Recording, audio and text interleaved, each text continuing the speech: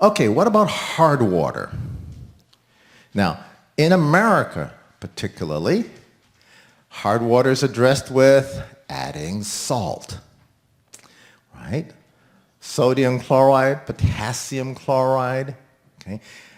Now, they're not going to be sending you good broad spectrum sodium chloride, right? The sodium chloride that is used is an industrial waste, right?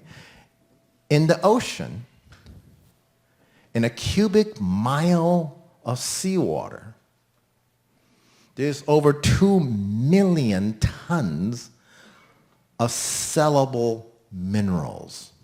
There's a pound of gold in it. Right? And of course, that's just a minor profit. That's like, it's not even traceable in the big scheme of things. So what you buy, the water softening agent, you actually are getting the salt for free. You're paying for shipping charges. Right? It's only $3 for a great big sack of salt. It's cheap. Trust me, you're not paying for that salt. You're getting it for free. So the salt water softeners, especially the sodium chloride one, has only 3 elements: aluminum, sodium chloride. Again, we're talking about bad memory, lower IQ. Need I go further, right? This is not a good thing. Remember again, hot water opening your pores, okay, going directly into your body. This is the type of salt that the doctors are always telling you, don't take salt. It's bad for you. It causes heart disease. Blah, blah, blah. What they should be more specifically in saying, to be honest and truthful, is that you should take lots of salt, but it better be full spectrum, like Celtic sea salt. It better have 93 elements. And it better have a dirty green-gray color. And if you cannot see that dirty green-gray color, it's not good enough. It can be dark gray or dirty green. But if it has this beautiful label with 93 elements and it's beautiful snow white,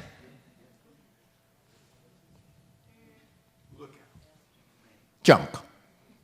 Because the reason you cannot see that dirty green-gray color is because it got burnt off. See, the ocean consists of 1/3 sodium, 1/3 chloride. The other 1/3 is the 93 elements. And if you cannot see the 93 elements, it's not there. Or it's there at such a low quantity, it's not worth discussing.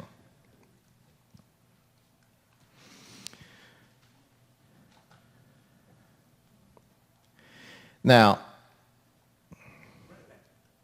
sure. Sir, you are doing such a great job, I swear. You're welcome. Thank you. Now we're talking about the other one that I should back up one more, and that is the potassium chloride. There are many people just running around and go, well, I don't have the sodium chloride, I have potassium chloride, and potassium chloride is a nutrient. That is true, and this is where little knowledge is deadly. These are ion exchange systems. They exchange one part of potassium chloride or sodium chloride with one part of usually the calcium, magnesium, et cetera, minerals. So it's a one-to-one exchange. So they take out what you should have, which is the calcium, magnesium, and replace it with sodium chloride.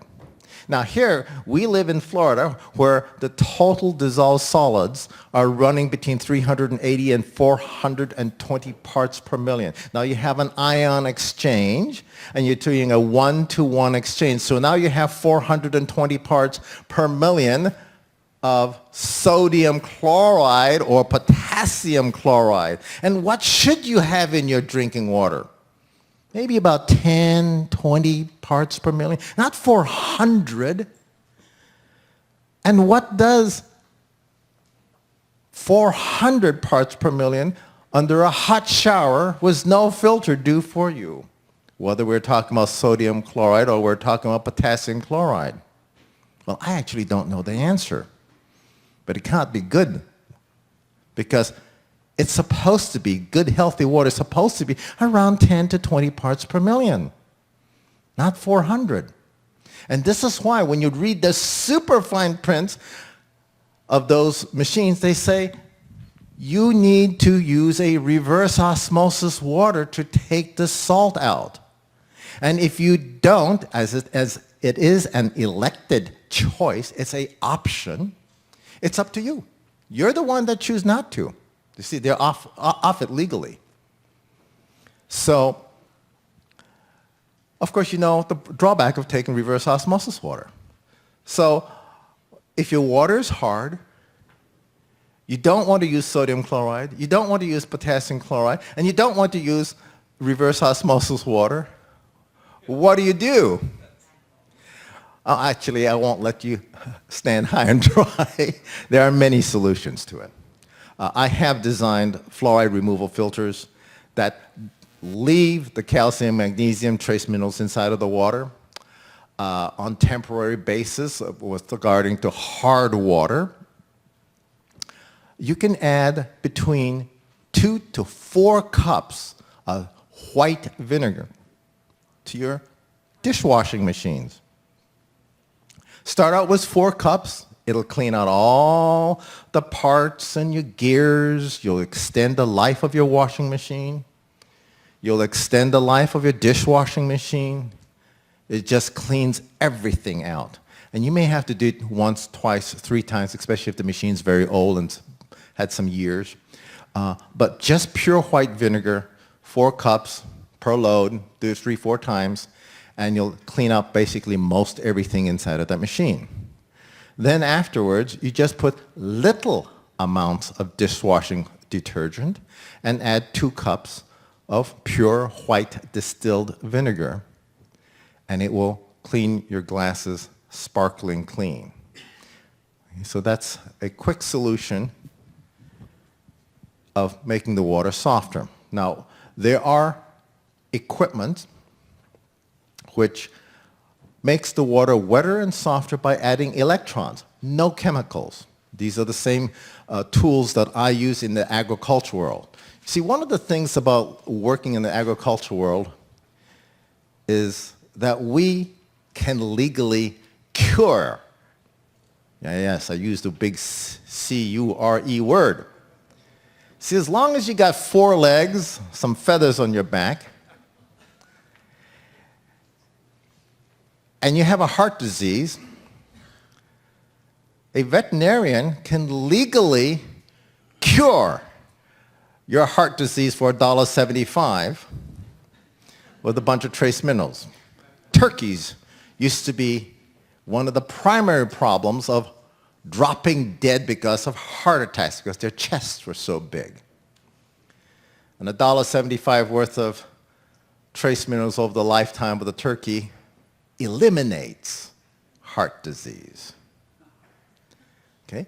If you're a veterinarian and you walk up to the farmer and he goes, you know, your cow's got cancer, and I think it's going to cost you around $20,000, $25,000 to cure your cow's cancer. And the farmer goes, mm-hmm.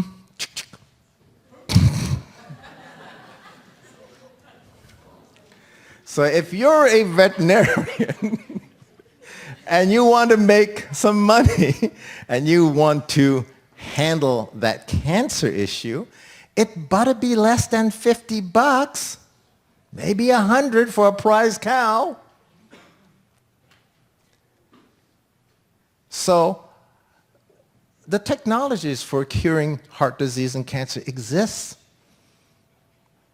Just go check out any veterinarian. They got to do it, or they don't make any money.